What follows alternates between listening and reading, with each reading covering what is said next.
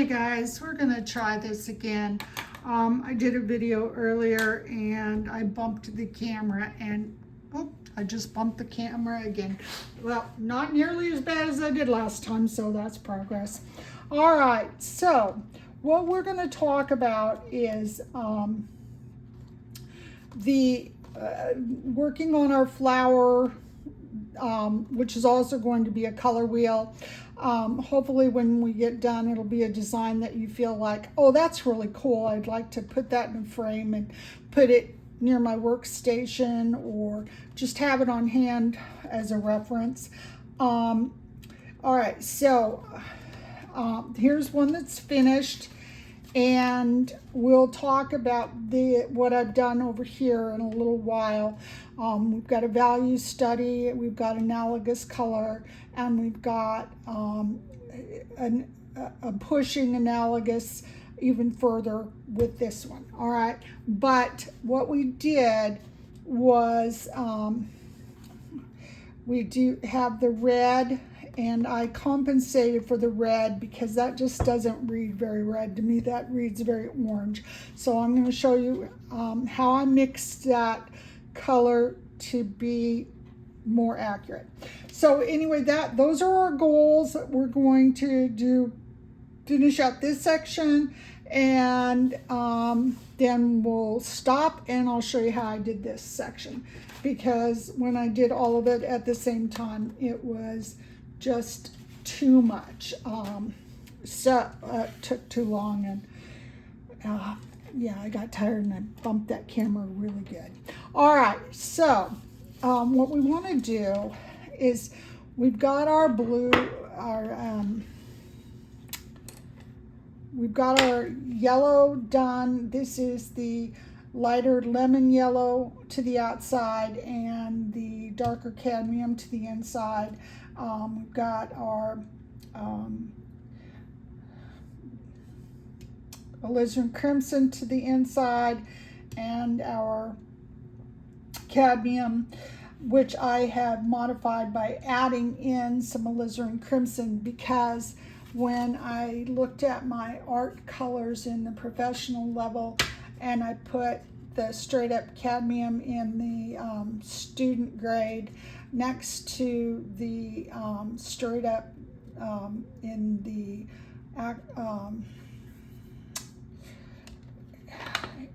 Winsor and Newton, they're all Winsor and Newton, but one is a student grade and one is a professional grade. And there was so much difference that I just said, we're gonna do some corrections until I get it right. So we did that. We added alizarin crimson to the cadmium until I got it to a point where I thought it was a nice red. I may show you how to do that sometime again in the future. Just take my word for it that I did that. And then I also used that same red combined with the cerulean blue to make the purple here at the top. As you can tell, it doesn't reflect light real well. I think that red cadmium just really absorbs the light. And then this one is the ultramarine and alizarin crimson towards the center. And the air conditioner is blowing like crazy, so things are drying, and I'm getting some what they call backwashes and things. It's okay. We're not doing a finished product. This is one of the reasons why when you do a finished product, you're going to want to use the cotton of the cotton-based paper by Arches, as opposed to this less expensive practice paper that you can get at your local hobby store. It's okay paper. It's just not, to me, it's not worth it for your time and effort. Just not worth it. All right, so in order to make the illusion of a flower, we're going to put water towards the outer edge, not up to the outer edge, probably to about the halfway point, okay, but starting on the outer edge. All right, then we're going to use our cadmium.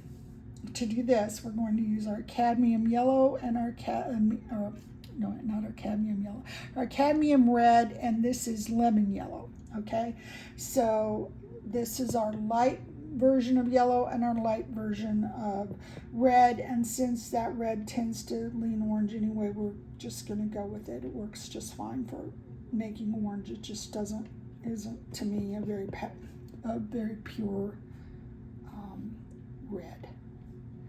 Okay, so I'm using my flat brush because we got a lot of area to cover. And the biggest mistake people make with watercolors is trying to use a teeny little brush to cover a whole page. And even if you get outside the lines a little bit, you can do some corrections like I just did. Getting a little tired because I have been probably trying to do a little more than I should all in the same day, but hey, you can fix that. And sometimes you just need to know when to leave it alone because you're not winning that battle. All right, so we've got that, and we're going to come down the sides a little bit and make sure we got it into the water. Okay, this will give you a little bit of opportunity to see how the color interacts with the lighter orange and your darker orange. And you probably hear that air conditioner just pumping away. It's summer in the South. All right, so you got that, and now we're going to get our already mixed up. This is alizarin crimson and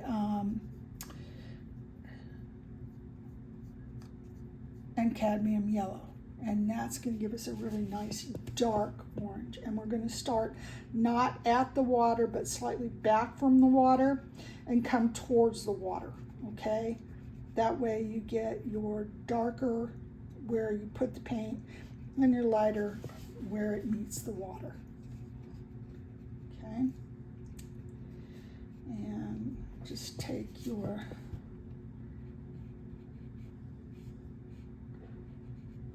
paint towards the center.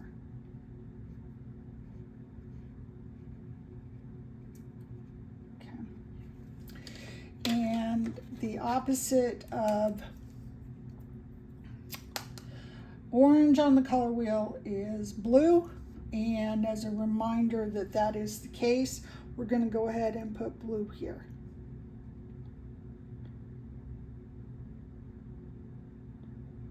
Okay. We're going to let it do some mixing, and you'll probably get a brown color from that. That's okay.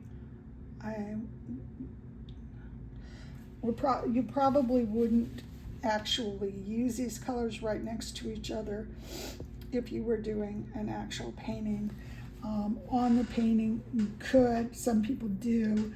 In general, you probably wouldn't go that harsh, but I'm doing this for a reason, which is that I want you to be able to immediately look at this and go, all right, so the opposite of purple on the color wheel is yellow, and you can see that on both sides, okay? And it's just to really get it into your head that the opposite color is there, and it can always work as a shadow. All right, so we got that done. We're gonna rinse our brushes real good. And then we're going to go ahead and come over here and we're going to do our blue. All right, so orange is a secondary color, blue is a primary color. Primary colors are those colors, yellow, red, and blue. You cannot mix any colors to get those. Secondary colors are green, purple, and orange, because you mix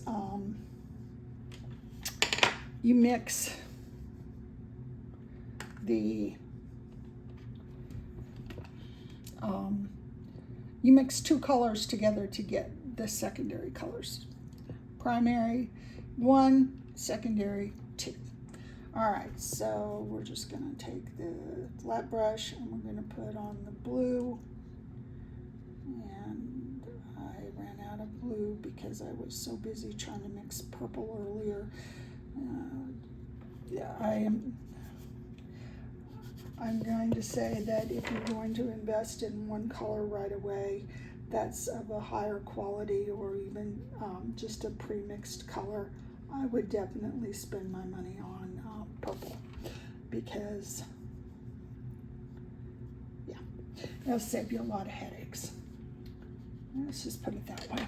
All right, so we got that, and now we're going to do our blue that is our ultramarine. Again, we're not going to come right up to the where the water is. We're going to do it slightly out from it, and then we're going to bring the paint to the water and let it run into the water, okay? And if need be, like I say, you can hear that air conditioner just a cranking away. If need be, come in with a little bit more water and a little more paint if you need to. This is not something that you're going to get a grade on, or that anybody. This is for you. This is for you to learn, and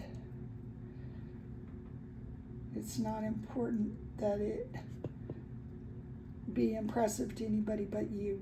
You're the only one that needs to know what it's about and why you're doing it. All right. And you may notice something with this, and I'm going to deliberately do this to show you. If you keep going back over the top of it time and time again, you could end up with a light spot. Now, there might be a reason you want a light spot, but sometimes it's just best to leave it alone and let the color go from the tip of your brush and say, all right, that's how it happened. That's and be fine with it, okay? You don't. The biggest mistake you can make with watercolor, honestly, is to just keep overworking it and fighting with it too much and not letting it have its own way. Probably raising kids went a long way towards teaching me the value of standing back and letting things happen, because boy, you try to control them too much and